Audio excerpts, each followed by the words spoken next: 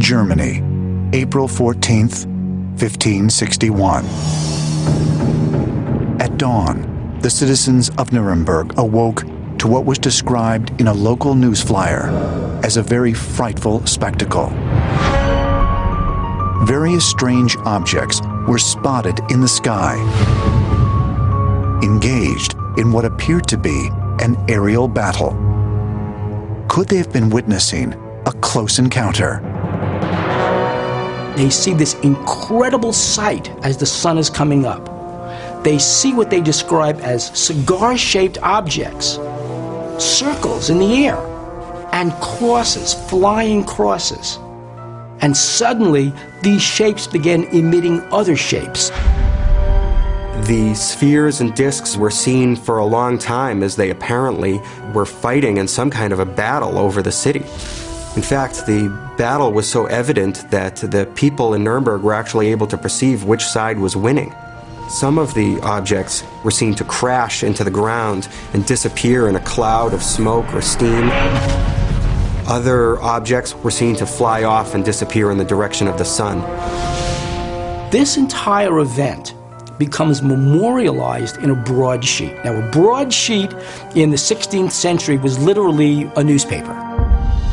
And that broadsheet exists today in Zurich, Switzerland. The Zurich Central Library to this day retains a copy not only of the famous woodcut that shows the 1561 sighting over Nuremberg, but also a 1566 woodcut showing a sighting from that year that was quite similar in Basel, Switzerland. What's fascinating is it's a very similar event. People saw a bunch of circles in the air. In fact, a proliferation of circles in the air. They didn't necessarily interpret that as a battle in the air, but they did interpret it as some kind of heavenly sign.